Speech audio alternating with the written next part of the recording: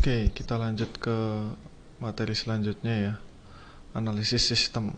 Nah, jadi setelah kemarin kita belajar tentang definisi, karakteristik, perkembangan, sekarang kita belajar tentang analisis sistem. Bagaimana cara nanti menganalisis kebutuhan sistem itu, lalu apakah sistem tersebut sudah memenuhi kebutuhan eh, pengguna atau belum. Itu nanti akan dievaluasi. Nah, analisis sistem sendiri adalah teknik pemecahan masalah dengan menguraikan sistem menjadi komponen-komponen dengan tujuan untuk mempelajari dan mengevaluasi bagaimana keterkaitan dan interaksi antar komponen sistem dalam rangka mencapai tujuan.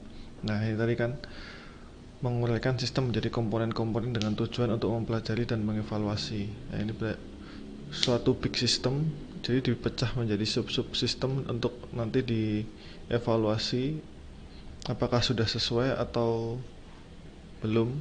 Jika sudah sesuai nanti dapat dilakukan perbaikan-perbaikan, kalau belum juga nanti akan dilakukan perbaikan-perbaikan untuk menunjang big system tersebut.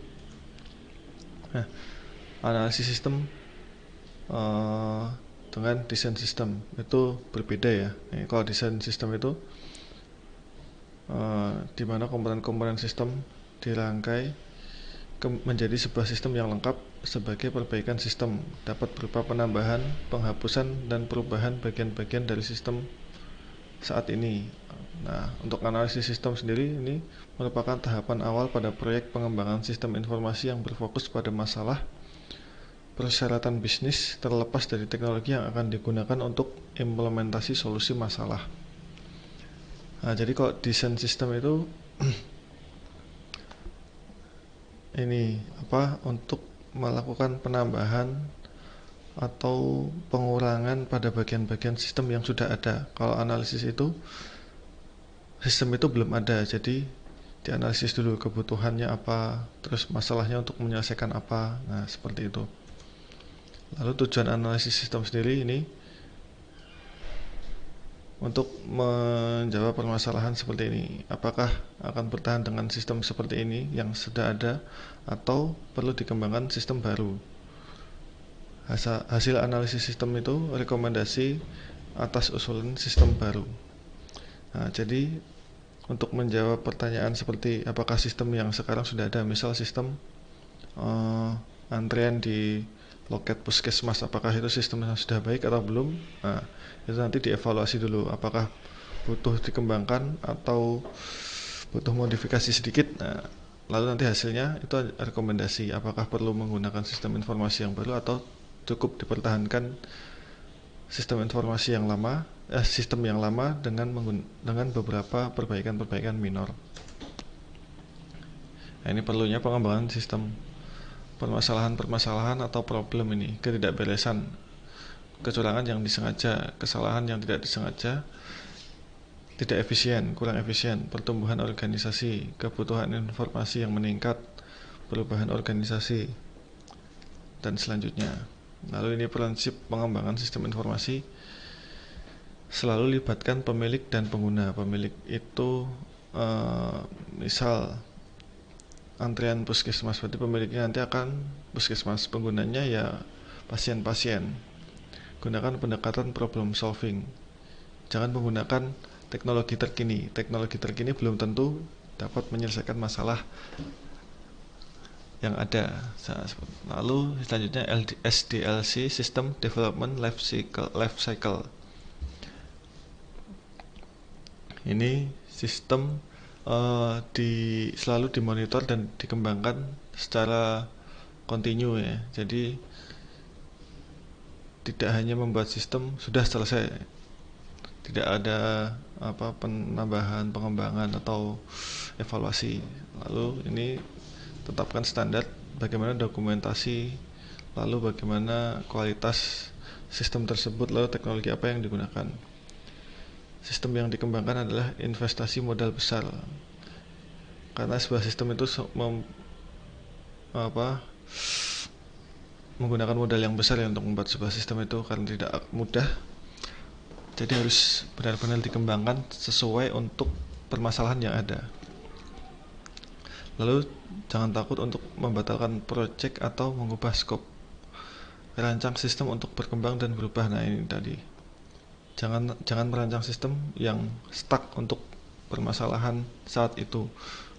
Tapi kalau bisa juga bisa dikembangkan untuk permasalahan-permasalahan ke depan.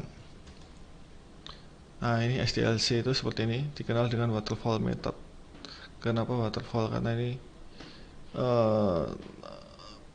berputar ya harusnya ya, dari analisis sistem, lalu mendesain sistem, mengimplementasi sistem, lalu perawatan sistem, lalu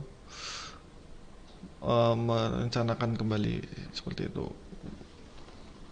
Dari planning, maaf, dari planning, merencanakan sistem dulu, lalu menganalisis kebutuhan sistemnya, lalu seperti itu life cycle-nya.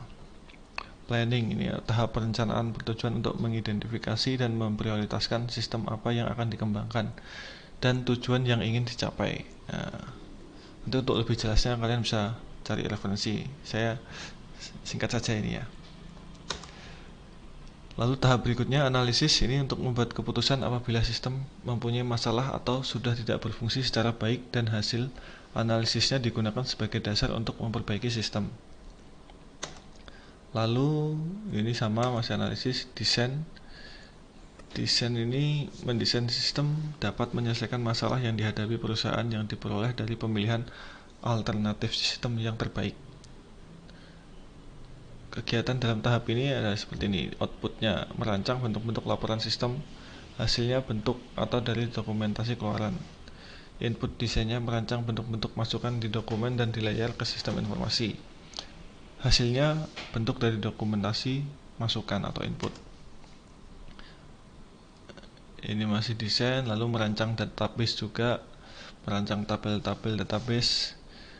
Lalu user interface, bagaimana perancangan antarmukanya nanti untuk digunakan oleh user itu seperti apa. Lalu implementasinya, ini implementasi memiliki beberapa tujuan, yaitu untuk mengimplementasikan sistem yang baru, menjamin bahwa sistem yang baru dapat berjalan secara optimal.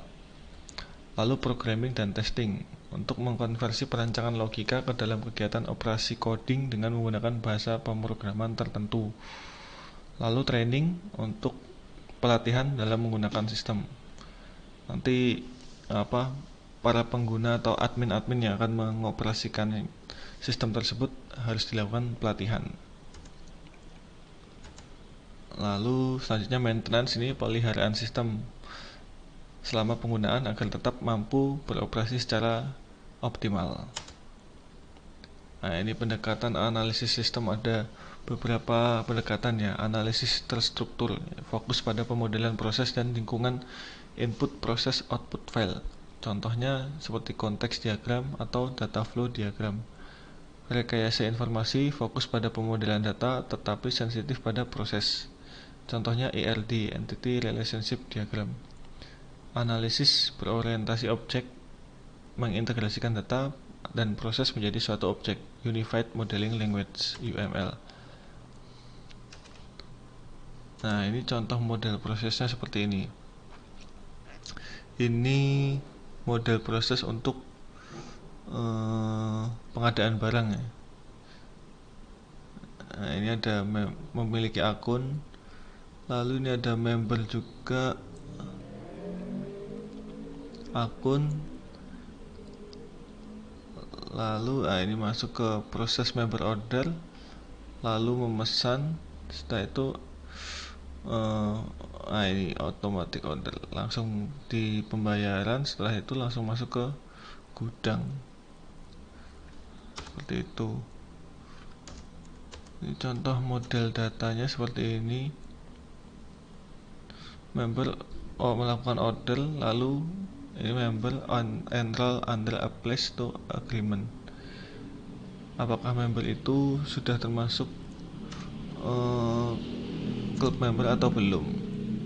Nanti ada produknya ini, apakah tersedia atau tidak, apakah ada promosi, seperti itu. Nah, ini contoh berbasis objeknya seperti ini. Mahasiswa, ini mata kuliah, ini transkrip. Jadi untuk mendapatkan data transkrip pasti mengakses database mahasiswa dan mata kuliah apa saja yang diambil. Nah, ini ada seperti ini. Nanti dari sini nanti transkrip ini mengambil data dari database mahasiswa dan database mata kuliah.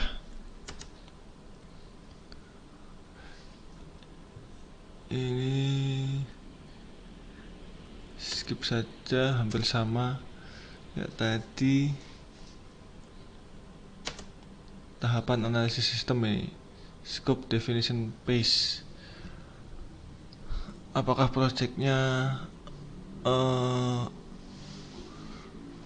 mempunyai nilai untuk dikerjakan atau tidak? Nah, itu nanti ada di bagian scope, pendefinisian scope. Lalu pada analisis masalahnya, apakah sistem yang baru itu akan bernilai atau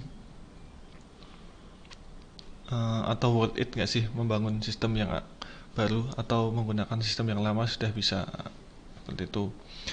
Lalu requirement, ini apa sih yang user butuhkan dan inginkan di sistem yang baru itu. Kita nanti akan melakukan analisis kebutuhan kepada user yang menggunakan. Nah, lalu logical design phase, apa sih yang sistemnya harus lakukan. Lalu decision analysis phase, apakah solusi terbaiknya dengan menggunakan sistem tersebut.